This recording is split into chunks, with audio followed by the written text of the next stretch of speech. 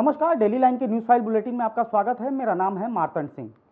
इस बुलेटिन में हम आपको बताएंगे शिमला में मस्जिद के अवैध निर्माण को लेकर हिंदू संगठनों और पुलिस के बीच क्या हुआ, और बताएंगे पीएम मोदी के खिलाफ इलाहाबाद हाईकोर्ट में इलेक्शन पिटीशन किसने दाखिल की है। इसके साथ ही बताएंगे हरियाणा विधानसभा चुनाव के लिए अब तक किन प्रत्याशियों ने नामांकन दाखिल किया है। लेकिन उससे पहले नजर डालते हैं आज की हेडलाइंस पर। शिमला में मस्जिद का अवैध निर्माण तोड़ने के लिए जमकर प्रदर्शन, हिंदू संगठन ने सड़क पर पढ़ा हनुमान चालीसा, प्रदर्शनकारियों ने तोड़े बैरिकेड, पुलिस ने किया लाठीचार्ज। राहुल गांधी ने अमेरिका में इल्हान उमर से की मुलाकात, भारत में भर के बीजेपी नेता। अमित शाह ने कहा देश को तोड़ने वाली ताकतों के साथ खड़े हैं कांग्रेस नेता। पीएम मोदी के खिलाफ इलाहाबाद हाईकोर्ट में इलेक्शन पिटीशन दाखिल, एमपी सिवनी के विजय नंदन ने दाखिल की याचिका, कहा बिना वजह निरस्त किया गया था मेरा नामांकन। रेसलर विनेश फोगाट ने जुलाना सीट से भरा नामांकन, कहा आए हैं तो जीत पक्की, पर्चा भरने की कल आखिरी तारीख। अरविंद केजरीवाल को फिर लगा झटका, 25 सितंबर तक बढ़ी न्यायिक हिरासत, आप विधायक दुर्गेश पाठक को मिली जमानत। अब खबरों की चर्चा करते हैं विस्तार से। हिमाचल प्रदेश की राजधानी शिमला में मस्जिद के अवैध निर्माण को लेकर विरोध प्रदर्शन बढ़ता ही जा रहा है। बुधवार को मस्जिद के अवैध निर्माण को गिराने की मांग को लेकर हिंदू संगठन देवभूमि ने जमकर प्रदर्शन किया।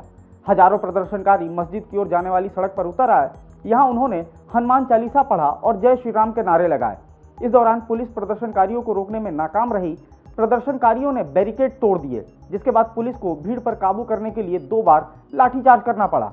इसके साथ ही पुलिस ने वाटर कैनन भी चलाई, जिसमें एक प्रदर्शनकारी और एक पुलिसकर्मी घायल हो गए हैं। संजौली मस्जिद 1947 से पहले बनी थी और 2010 में इसकी पक्की इमारत बननी शुरू हुई, जो अब 5 मंजिला है।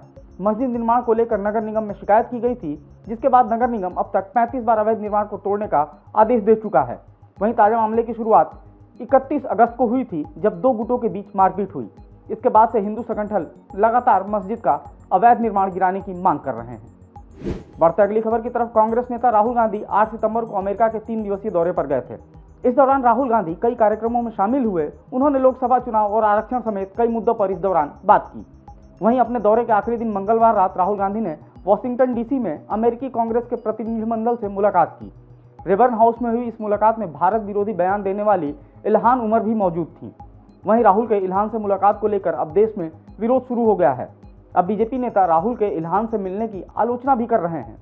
गृह मंत्री अमित शाह ने कहा कि देश विरोधी बातें करना और देश को तोड़ने वाली ताकतों के साथ खड़े होना राहुल गांधी और कांग्रेस पार्टी की आदत बन गई है।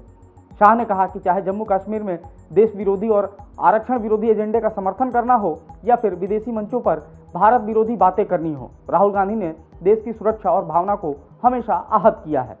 इससे पहले बसपा प्रमुख मायावती ने अमेरिका में राहुल के आरक्षण वाले बयान पर नाराजगी जताई थी। बढ़ेंगे अगली खबर की तरफ। प्रधानमंत्री नरेंद्र मोदी के खिलाफ इलाहाबाद हाईकोर्ट में इलेक्शन पिटीशन दाखिल की गई है। मध्य प्रदेश सिवनी निवासी विजय नंदन ने याचिका दाखिल की है। मोदी के खिलाफ नामांकन करने वाले विजय नंदन का आरोप है कि वाराणसी से मेरा नामांकन बिना कारण निरस्त कर दिया गया था। उन्होंने याचिका में मुख्य निर्वाचन आयुक्त, जिला निर्वाचन अधिकारी वाराणसी और पीएम मोदी को प्रतिवादी बनाया है। वहीं इस याचिका पर जल्द ही इलाहाबाद हाईकोर्ट में सुनवाई शुरू होने की उम्मीद है। बात करेंगे अगली खबर की। 90 सीटों वाली हरियाणा विधानसभा के लिए 4 अक्टूबर को चुनाव होने हैं। उससे पहले सभी दलों के प्रत्याशियों का नामांकन करने का दौर जारी है। बुधवार को कई दिग्गज राजनीतिक उम्मीदवारों ने नामांकन भरा। रोहतक की गढ़ी संपाला किलोई सीट से पूर्व सीएम भूपेंद्र हुड्डा ने नामांकन भरा। इससे पहले उन्होंने कहा कि हरियाणा में मुख्य मुकाबला भाजपा और कांग्रेस के बीच है। आपसे गठबंधन टूटने पर उन्होंने कहा कि हम तो कोशिश कर रहे थे, लेकिन आपने उम्मीदवार घोषित कर दिए, शायद वे गठबंधन में नहीं लड़ना चाहते थे। वहीं केंद्रीय राज्य मंत्री राव इंद्रजीत की बेटी आरती राव अटेली से नामांकन किया। उनका यह पहला चुनाव है। इससे पहले रेसलर विनेश फोगाट ने जिंद की जुलाना सीट से कांग्रेस उम्मीदवार के तौर पर अपना नामांकन भर दिया है। विनेश का भी यह पहला चुनाव है। अभी तक 277 उम्मीदवार नामांकन कर चुके हैं। 12 सितंबर को नामांकन की आखिरी तारीख है। वहीं हरियाणा में आम आदमी पार्टी ने उम्मीदवारों की चौथी लिस्ट जारी कर दी है। इस लिस्ट में 21 उम्मीदवारों के नाम हैं। ये सभी उम्मीदवार पहली बार चुनाव लड़ रहे हैं। इससे पहले आपने 3 लिस्ट में 40 उम्मीदवारों की घोषणा की। अभी तक पार्टी 61 उम्मीदवारों का ऐलान कर चुकी है। बात करेंगे अगली खबर की। शराब नीति केस में अरविंद केजरीवाल की न्यायिक हिरासत 25 सितंबर तक बढ़ा दी गई है। दिल्ली की राउज एवेन्यू कोर्ट के सामने अरविंद केजरीवाल वीडियो कॉन्फ्रेंसिंग के जरिए पेश किए गए। कोर्ट ने उनकी न्यायिक हिरासत बढ़ा दी। वहीं इसी मामले में आरोपी और आप विधायक दुर्गेश पाठक को कोर्ट ने 1 लाख रुपए के बॉन्ड पर जमानत दे दी है। सीबीआई की सप्लीमेंट्री चार्जशीट दायर होने के बाद कोर्ट ने उन्हें नोटिस जारी किया था। दुर्गेश पाठक कोर्ट के समन पर आज अदालत में पेश हुए थे। वहीं इस केस में पिछली सुनवाई 3 सितंबर को हुई थी। तब सीबीआई ने कोर्ट में सप्लीमेंट्री चार्जशीट पेश की थी। इस पर संज्ञान लेते हुए कोर्ट ने सभी आरोपियों को आज यानी 11 सितंबर तक अदालत में पेश होकर जवाब दाखिल करने के लिए कहा था। अब बात करते हैं अगली खबर की। जम्मू कश्मीर के उधमपुर में सुरक्षा बलों ने एनकाउंटर कर 3 आतंकियों को मार गिराया है। सेना के जवानों को बुधवार सुबह उधमपुर के खंडरा टॉप के जंगलों में 2 से 3 आतंकवादियों के छिपे होने की सूचना मिली थी। इसके बाद सेना ने पुलिस के साथ मिलकर सर्च ऑपरेशन चलाया। इस दौरान आतंकियों ने जवानों पर फायरिंग शुरू कर दी, जिसके जवाब में जवानों ने भी फायरिंग की।